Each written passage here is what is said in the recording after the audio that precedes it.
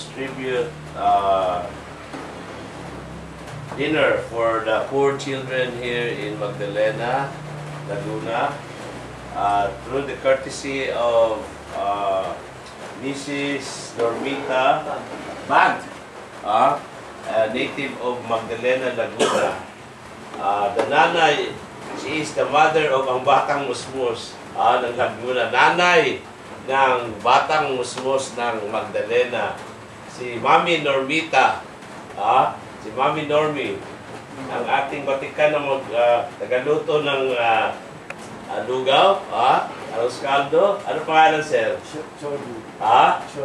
Chodin. Ano ba ang kuwan dyan? Anong ingredients? Chicken. Chicken. Ano pa? Anong hinalo dyan? So, parang chicken broth with chicken meat, no? Tapos, rice. Malakit. Rice and the malakit, no? And of course the spices, onions, garlic, and ano pa? Malunggay. Ginger. And you add something new, green, ano? Malunggay.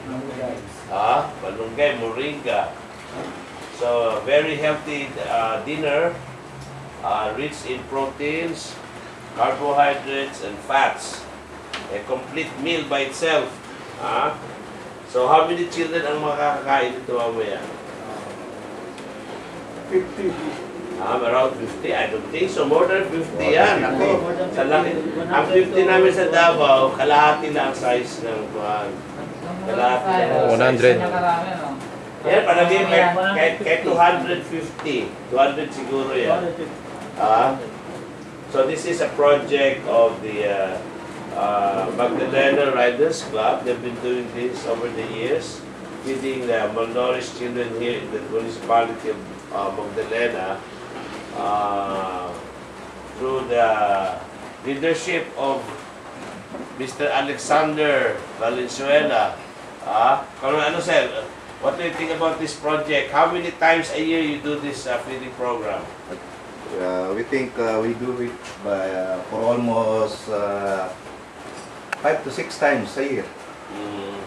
And now we are encouraging the lady who is based now in Vancouver, Canada, a native of Magdalena, Laguna.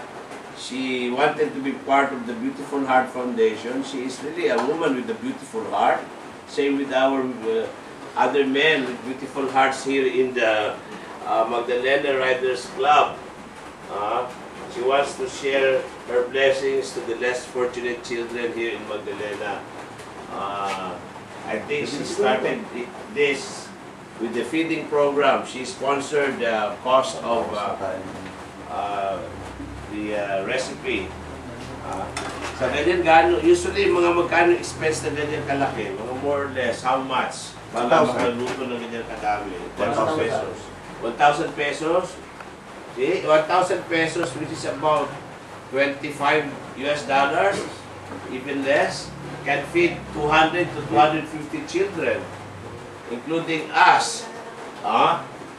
No? Usually, may kanya-kanya lagayan. Where do you put this? Sa styrofoam bowl? Sa bowl. No? Very timely dahil ulan-ulan, malamig, masarap ito mamaya. No? Kailangan ako ang mauna. Hindi na lang doon dadalhin doon. Umuwi na yung mga kagaibaba ng mga bata. Tapos, saan mo pa na magpakain ng iba? Saan? Ground and line. I think this is ready. So, thank you again, sir, for your kindness, your generosity, your time, and your talent in cooking arroz caldo. Yeah, a very good project where it will address the malnutrition problem in Laguna. If you do this every 6 times a year now, 6 times a year, so lumalabas every 2 months, no?